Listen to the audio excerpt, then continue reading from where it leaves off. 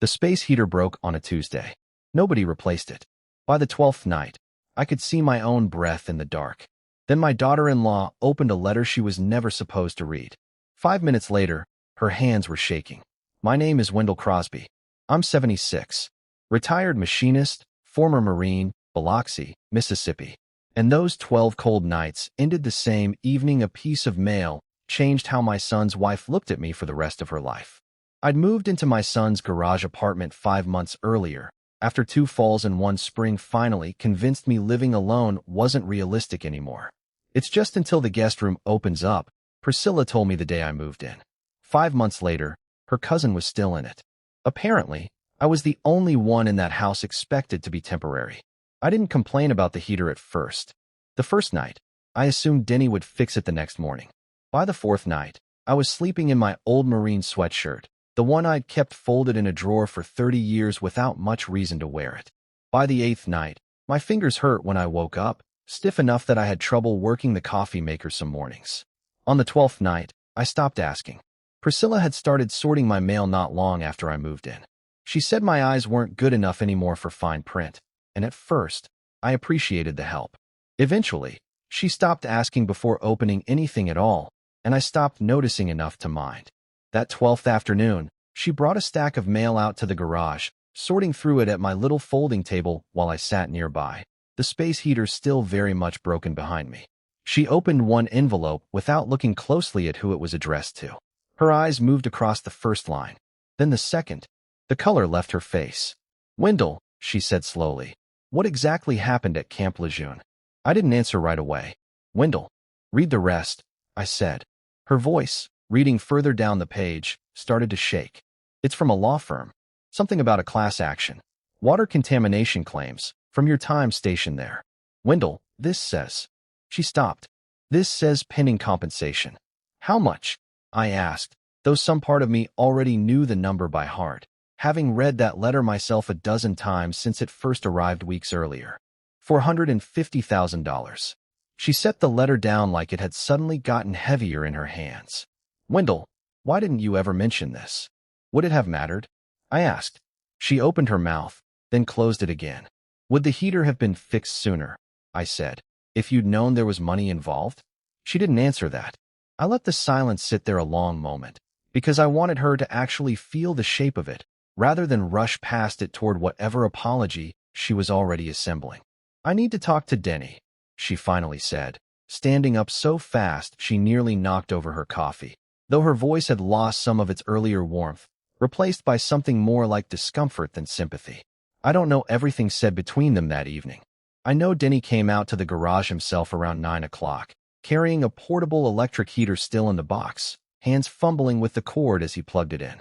"Dad," he said, sitting across from me on the edge of the cot. "Priscilla told me about the letter." "It's not finalized yet," I said. "Might not come to anything. That's not what I want to talk about." He ran a hand through his hair, the same gesture he'd used since he was a boy whenever he felt genuinely ashamed. "You've been freezing out here for almost 2 weeks. I knew about the heater. I kept telling myself I'd get to it, and I just didn't. Dad, after everything you did." "Stop." He looked at me. "It shouldn't have mattered what I did, Denny." I looked toward the broken heater sitting useless in the corner. I shouldn't have needed $450,000 to deserve one warm room. He didn't have an answer for that either. That night, Priscilla brought me soup without asking. Denny had the heater properly repaired before sunrise, a real technician out at 7 in the morning. By that afternoon, the guest room was suddenly available. The cousin relocated to a hotel with an apology nobody had thought to offer me in 5 months. Funny how quickly space appears in a house once somebody opens the right envelope. I noticed it. I didn't say anything right away, but I noticed all of it. The soup, the sudden urgency, the guest room clearing out overnight after 5 months of just until.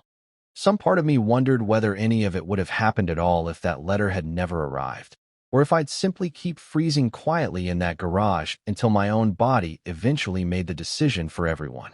I moved into the guest room that week, properly warm for the first time in 12 nights, and slept better than I had in longer than I wanted to admit. But I watched, carefully, over the following weeks, whether the warmth in that house was really about me, or really about the number sitting in that letter. It took Denny about a month to answer that question honestly, without my having to ask it directly. Dad, I keep thinking about something, he said one evening, sitting with me in the actual living room this time, not the garage. We didn't get nicer because we suddenly respected you more. We got nicer because we got scared. Scared of what people would think, maybe scared of losing something now that there was something to lose. That's an honest answer, I said. It's not a good one. No, I agreed. But it's better than pretending otherwise. Something shifted between us after that conversation, slower than the sudden overnight warmth that came right after the letter, but steadier, the kind of change that actually holds. There was one more thing in that stack of mail Priscilla never got to that 12th afternoon, something I hadn't mentioned to anyone in the family in almost 50 years. A separate letter, arrived weeks earlier, still sitting unopened in my own drawer, regarding a military records correction request I'd quietly filed the year before.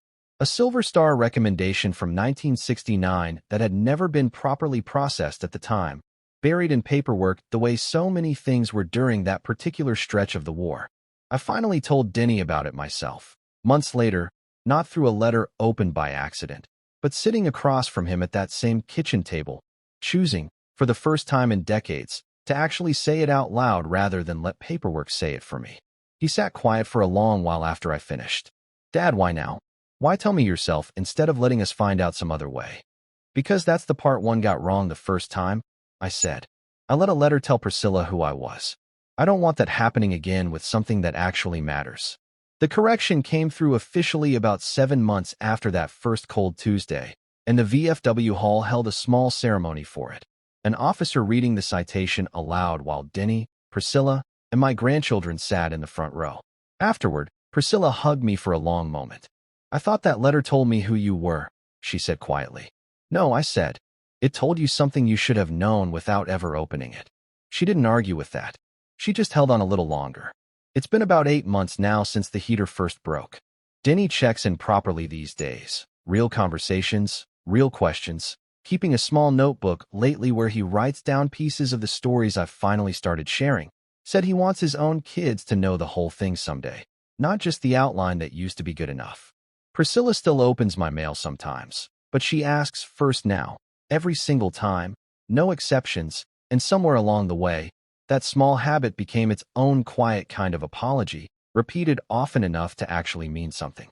I think about those 12 nights sometimes, lying in a warm bed now instead of a cold garage, and I understand something I didn't fully understand before that letter ever arrived.